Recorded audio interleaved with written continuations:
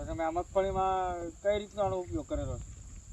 આપણે સિંગને હારે વાવી દીધું, પાયાની અંદર ઉપયોગ કરેલો છે. અને આની ગ્રીનરી આની કુણ.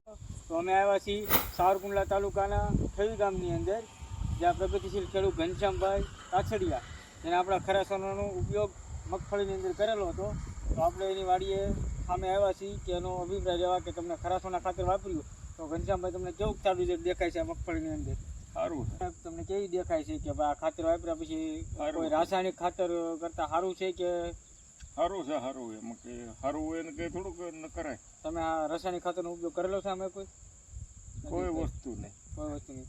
તમે જોઈ શકો છો ખેડૂત મિત્રો કે આ મગફળી છે ઘનશ્યામભાઈની, કે જેણે આપણા ખરાસોના ખાતરનો ઉપયોગ કરેલો છે. વીઘે કેટલી બેગ વાપરેલી છે ઘનશ્યામભાઈ? વીઘે નથી વાપરી, મેં 1.5 વીઘામાં વાપરી છે. 3 વીઘામાં 3 વીઘામાં 1.5 બેગનો ઉપયોગ કરેલો. અણકોર છે, ઉલકોર છે ને ઉલકોર છે. બસ કયા કયા પાકમાં? અને તમે કેટલા વર્ષથી આપણી પાસેથી ખાતર મંગાવો છો?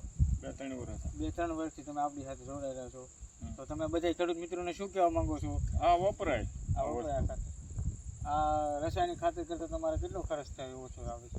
ખર્ચ ઓછો જ આવે ને, વસ્તુ સારી છે. ખેડૂતને એમ કહેવાય ખાતરના ખર્ચ ઓછો કરે છે અને ઓર્ગેનિક ખાતર ઉપર આપણે વળીએ તો આપણી ખેતીમાં સુધાર આવે. તમે ખેત લગી નજર મારો, તમને માંડવી કે પીળી નહીં દેખાય. અને 28 જાળીએ વાવેતર, 28ની જાળીએ વાવેલું છે આ ખાતર.